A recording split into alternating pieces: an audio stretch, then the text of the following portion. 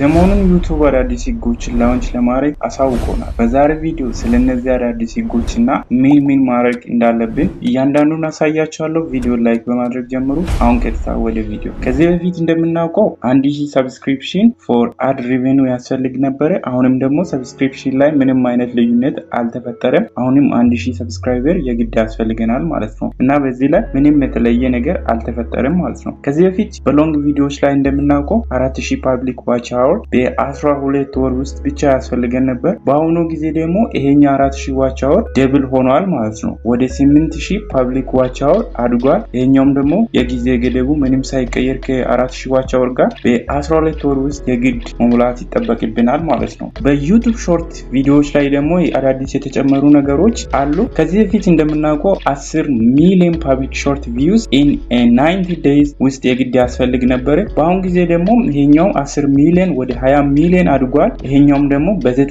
ቀን ውስጥ የግድ መሙላት አለበት ማለት ነው። እነዚህ ነገሮች አዳዲስ የተጨመሩ ነገሮች ናቸው። እነዚህ ህጎች ደግሞ መቼ አፕላይ ይደረጋሉ ኦር መቼ ላውንች ይደረጋሉ ለምትሉ ሰዎች ኤግዛክትሊ ፌብሩዋሪ 1 2027 እንደ አውሮፓን አቆጣጠር ነው ላውንች የሚደረጉ ማለት ነው። በእኛ ከ5 ወር ከ16 ቀን ቀርቷል። ኦልሞስት 169 ቀናቶች ቀርቷል ማለት ነው። እነዚህ ቀናቶችን የግድ መጠበቅ አይጠበቅብንም። እስከዛ ድረስ 8000 ዋች አወር መሙላት የግዴታ አይደለም።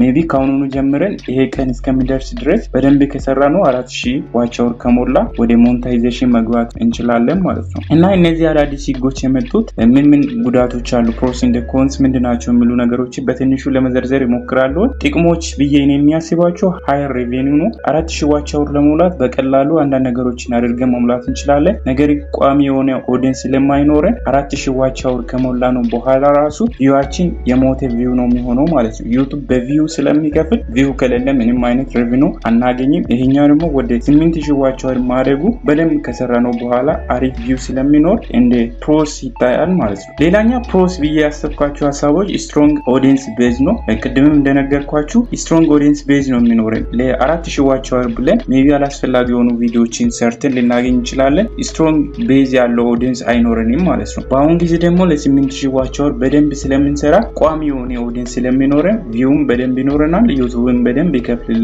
ማለት ነው። ሌላኛ ደግሞ ኳሊቲ ኮንትሮል ኦር ደግሞ አስተማማኝ ይዘቶችን ማበረታታት። ኳሊቲ ኮንትሮል የምንላቸው ጥራት ያሉ ቪዲዮዎችን መስራት ሊሆን ይችላል። ለ8000 ዋች አወር ብለን አላስፈላጊ የሆኑ ቪዲዮዎችን አንለቅም። ምክንያቱም 8000 ሰዓት ሁሉ የሚያይ ኦዲየንስ ሜቢ አስፈላጊ የሆነ ቪዲዮ ሊሆን ስለሚችል ለኦዲየንስ ብለን ጥራት ያለውን ቪዲዮ በደንብ ስለምንሰራ ለራሳችን ኳሊቲም ሜቢ ለምናገኘው ነገርን ለራሳችን ስኪልም አስፈላጊና ወይም አሪፍ ነገር ይሆናል ብዬ አስባለሁኝ ማለት ነው። ሜቢ በአሁን ጊዜ በኤአይ የተለያዩ ነገሮችን መስራት እንችላለን። ካሁን በኋላ ምንም ጥቅም የሌለውን ቪዲዮ መልቀቅ ዋጋ ሊያስከፍለን ይችላል። ምክንያቱም 8000 ዋች አወር የሚያይ ኦዲየንስ የግድ ስለሚያስፈልገን በደንብ ጥራት ያለውን ቪዲዮ ልንሰራ እንገድዳለን ማለት ነው። እነዚህ ነገሮች እንደ አድቫንቴጅ የሚታዩ ነገሮች ናቸው። ኮንስ ደግሞ ወይም ጉዳቶች ምንድን ናቸው የሚሉ ነገሮችን በትንሹ እዚህ ጋር ይዘረዝርላችኋለሁ። የመጀመሪያው ሃርደር ፎር ኒው ኮንተንት ክሬተር ነው። እነዚህ ህጎች ለአዳዲስ ክሬተሮች ወይም ለኮንተንት ክሬተሮች በጣም አስቸጋሪ ነው የሚሆነው። ከዚህ በፊትም እንደምታውቁ 4000 ዋች አወር በጣም አሰልቺና ዋጋ አስከፋይ ነበረ።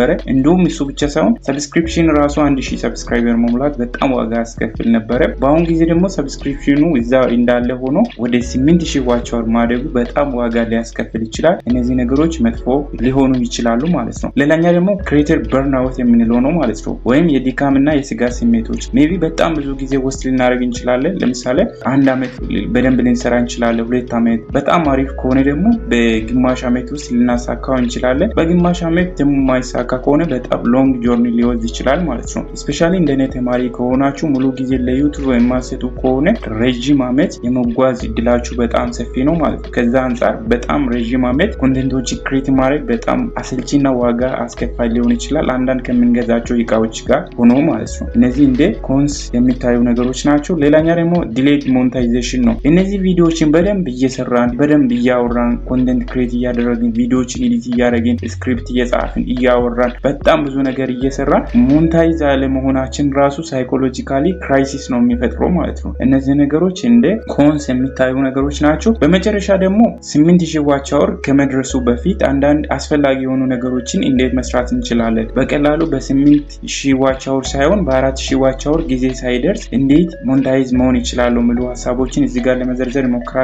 የመጀመሪያ የቪዲዮ ሪዝሜት መጨመር ሊሆን ይችላል። ከ8 እስከ 12 ደቂቃ ያሉ ቪዲዮዎችን በደንብ መስራት። ሲንሰራ ደግሞ ተመሳሳይ ኒች መሆን አለበት። ተመሳሳይ አይዲያ ዛሬ ስለ እንግሊዘኛ ትምህርት ሰርተን ነገ ስለ ቴክኖሎጂ ከነገ ወዳ ደግሞ ስለ ስፒሪቹዋል ነገር የሚሰራ ከሆነ ኒቹ ስለማይገናኝ ኦዲየንሱ ይመታታል ማለት ነው እና ሲንሰራም ተመሳሳይ ኒች መሆን አለበት። ሁለተኛ ደግሞ ተመሳሳይ ቀንና በተመሳሳይ ሰዓት ኮንሲስታንስ በሆነ ጊዜ ፖስት ማድረግ ይጠበቅብናል ማለት ነው። ሁለተኛ 8000 ዋች አወር ከመሙላቱ በፊት በ4000 ዋች አወር ሞኔታይዝ ለመሆን ሰርቻብል የሆነ ኮንቴንት መስራት ይጠበቅብናል ማለት ነው። ሰርቻብል የሆነ ኮንቴንት መስራት አድቫንቴጁ ቪዲዮ በ24 ሰዓት ውስጥ ምንም አይነት ቪው ላያገኝ ይችላል። በ48 ሰዓት ውስጥ ምንም አይነት ቪው ላያገኝ ይችላል ማለት ነው። ነገር ግን ከሳምንት በኋላ ከወር በኋላ ሰርች ስለሚደረግ በቀላሉ የቪዲዮ እይታ ሊጨምር ይችላል ማለት ይችላል ብቻ ሳይሆን በደንብ ይጨምራል። ሰርቻብል ኮንቴንት ሲንል ፕሮብሌም ሶልቨር የሆነ ቪዲዮ መስራት ይጠበቅብናል። በሶስተኛ ደረጃ ደግሞ 4000 ዋች አወር በቀላሉ ለመሙላት ላይቭ ስትሪም መግባት። ላይቭ ስትሪም ሲንል ከኦዲየንሳችን ጋር ሜቢ ላይቭ እየገባን ጥያቄዎቻቸውን መመለስ ሊሆን ይችላል፣ ማውራት ሊሆን ይችላል። ኢቭን ላይቭ ላይ ከጓደኞቻችሁ ጋር ሆናችሁ ሲምፕሊ 10-5 እየሆናችሁ ማውራት ይቻላል። የላይቭ ስትሪም ዋች አወር ዳይሬክትሊ ዩቲዩብ እንደ ፓብሊክ ዋች አወር ስለሚቆጥር በዛ በቀላሉ 4000 ዋች አወር መሙላት ይቻላል ማለት ነው። አራተኛ ፕሌሊስቶችን ክሬት ማድረግ ሊሆን ይችላል። ፕሌሊስት ክሬት ማድረግ በጣም አድቫንቴጅ አለው። የኛም ቪዲዮ ዩቲዩብ ሪኮመንድ አድርጎ ካየ በኋላ ሜቢ ያ ቪዲዮ በጣም አስፈላጊ ከሆነ ወደ ፕሌሊስት ገብተው ተመሳሳይ ቪዲዮ በአንድ ፕሌሊስት ውስጥ ካስቀመጥ ነው ሙሉ ቪዲዮ የማየት እድል አለው ማለት ነው። በዛ ሰዓት በጣም ብዙ ዋች አወር ማግኘት እንችላለን። የመጨረሻና አስፈላጊ ነው ብዬ የሚያስበው ኢንድ ስክሪን መጠቀም ይሆናል ማለት ነው። ኢንድ ስክሪን ላይ የምናስቀምጣቸው ቪዲዮዎች ሁለት መሆን አለባቸው። አንድ ኦዲየንስ እያየ ቪዲዮ ከጨረሰ በኋላ ቀጥታ ኢንድ ስክሪን ላይ መጨረሻ ላይ ስለሚመጣ ስክሪን ላይ ያለውን ቪዲዮ ነክቶ የመግባት ፕሮባቢሊቲ በጣም ሃይ ነው ማለት ነው እና ቪዲዮውን ሰርታችሁ ከጨረሳችሁ በኋላ መጨረሻ አካባቢ ሲምፕሊ እንደዚህ አይነት ቪዲዮ ስለሰራውን ገብታችሁ እዩ ያላችሁ ኢንድ ስክሪን ላይ ማስቀመጥ ትችላላችሁ። የሆነ ቪዲዮዎችን ሪኮመንድ እያደረጋችሁ በዛ ዋች አወራችሁን በደንብ ማሳደግ ትችላላችሁ። ጋይዝ እስከዚህ ድረስ ካያችሁ ቪዲዮን በእርግጠኝነት ወዳችሁታል። ቪዲዮ ላይክ እና ሀሳብ አስተያየት ካላችሁ ኮሜንት በመጻፍ በርታቱኝ። ለዚህ ቻናል አዲስ ከሆናችሁ ደግሞ ቻናሌን ሰብስክራይብ በማድረግ ቤተሰብ ሁኑ። በቀጣይ ቪዲዮ እንገናኝ። ባይ ባይ።